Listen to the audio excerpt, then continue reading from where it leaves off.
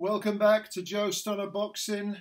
Anthony Joshua forces Otto Wallin to retire on his stool after 5 rounds. This was a very, very good performance by Joshua. It was very controlled, very disciplined. His punch picking was good. And most importantly of all, he looked relaxed and confident against a guy who could have, if he'd allowed him, given him some problems. Wallin, coming off 3 wins, I think it was 3 wins. He hasn't done a great deal since taking Tyson Fury the distance and cutting him badly. But he is a good all-round southpaw. Fires a very nice jab. And in the first round, there wasn't a lot going on. Joshua was kind of getting his rhythm going. He looked like the guy who was going to be on the front foot. Wallin seemed to be having a look at Joshua, just maybe getting a taste of the power, the weight of the punch. In the second round, it was noticeable that Wallin's jab, he was trying to get the southpaw jab going. And that could have been a real irritant if Joshua had allowed it. But he didn't. He actually sort of boxed with the boxer and kind of outboxed the boxer. But it wasn't just a case of technique. He was landing very good. I mean, the traditional given punch is against the southpaw, if you're orthodox, is the straight right and the right cross. He was doing that. He was containing Wallin and not allowing him to get any rhythm in his jab. And I thought that was a major victory for Joshua early on. Now, Wallin wasn't quitting. He was, trying to sort of box his way around Joshua. But Joshua showed a very well-balanced level between power and technique. It was sort of box fighting, if you know what I mean. Very good jab, choosing his punches very well. Wasn't firing punches for the sake of it. His accuracy was very good. The weight of punch was good. Obviously, he's a big hitter. And gradually, Wallin was beginning to think, this is harder than I thought it was going to be. This guy doesn't just punch; he can box. Because Joshua was outboxing Wallin, which might be a surprise. I mean, especially early on in the fight, a lot of people thought, well, I think probably, Joshua will maybe struggle to find his range, struggle with Wallin a bit when he's fresh. Not a bit of it. He was able to really contain Wallin and gradually break him down. And then certainly by the 3rd round, I think Wallin's nose looked broken. He had blood coming out of it. His body language didn't look great. He seemed to be, he just seemed to be losing a little bit of shape, a little bit of technique. Clearly he was suffering a bit. He didn't want to be on the ropes because when he was, Joshua was clipping him. This was a really impressive performance by Joshua, and you've got to ask, well, how much did Ben Davison have to do with this? Because for the first time in a long, long time, Joshua looked confident. And he looked like he knew what he was doing. It seemed to flow. It looked natural.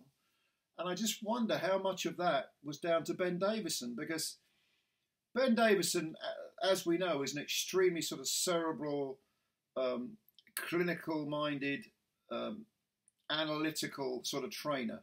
He likes everything all his ducks to be in a row.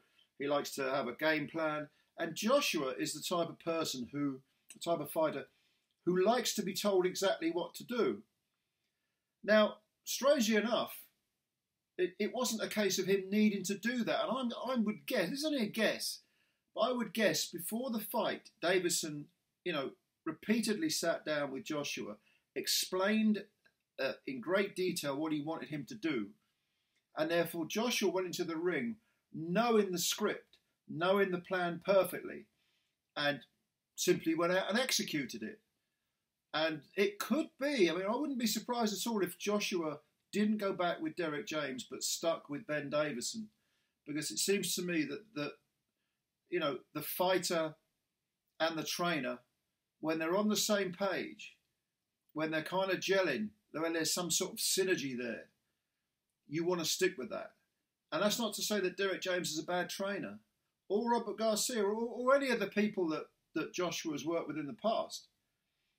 he may have just found that missing piece of the jigsaw that completes the picture and allows him to work with someone where he can actually go into the ring confident and relaxed, rather than second guessing himself, rather than being overly analytical or having too many questions in his head.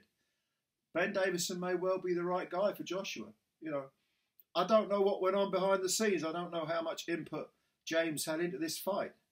Because don't forget, this fight was put together a month ago, longer than that. But it wasn't it was not like he had a 12-week camp for it.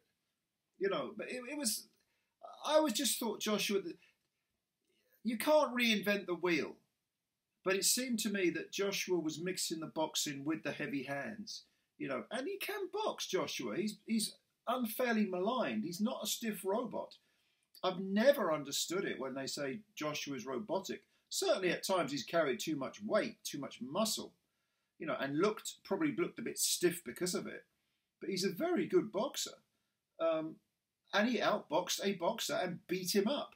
And Wallin, after 5 rounds, was in the corner. I don't know whether he quit or whether the corner waved it off, probably the latter. But the referee straight away just waved. And he went back to the corner at the end of the 5th round on unsteady legs, and his body language was all over the place. He didn't look confident at all. It was like he'd had the hell beaten out of him, basically, all the fight beaten out of him. And before the fight, Wallin had said, Joshua's past his best, he's there for the taking, and I'm going to take him. Quite the opposite was true. So, a very good result for Anthony Joshua on the back of what was, when you look back, a pretty decent rebuilding year. He's had 3 wins. Jermaine Franklin on points, not a great performance, but he got the job done against a light hitting but pretty good technician.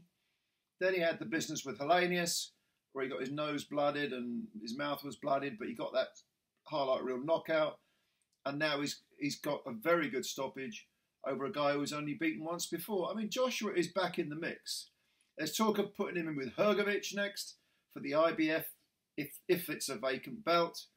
If not, it's going to be... this was an eliminator, I think, for the IBF belt. No, excuse me. Filip Hrgovic is the mandatory for the IBF. I don't know what this was exactly, this fight. But certainly they can fight for a vacant belt if Usyk, or Fury gives it up, and become a 3-time belt holder. Hrgovic, of course, will be far more dangerous than Wallin was. He's a very, very accomplished technician and heavy-handed with it. But don't write off Joshua. Joshua is a good fighter, and he's back in the mix, So what did you think of this fight? What do you think of Joshua? What do you think this fight tells us about Joshua? Were you disappointed with Wallin? I was a little bit. I thought he'd have more resiliency. I actually picked Joshua to win this on points, but that was never going to happen. That's another one I got right. I got a few right tonight, but not many. I think I got more wrong than I got right. But what do you think? Leave your comments below, and I'll have a look through them and answer some of them. I'll certainly read all of them. I don't have time to answer all of them, but leave your comments if you want to. Thank you, as always, for your time. Please subscribe to the channel if you're new, and also hit the like button. Much appreciated, as always. I think this day of reckoning has been a great little Christmas present for all of us. I've really enjoyed the whole card. I hope you have too. Have a good Christmas. Much love to all of you, and I'll see you probably before the new year, but enjoy your Christmas. Do what I do. Eat a lot and do sod all. There's a lot to be said for it. Catch you later. Bye for now.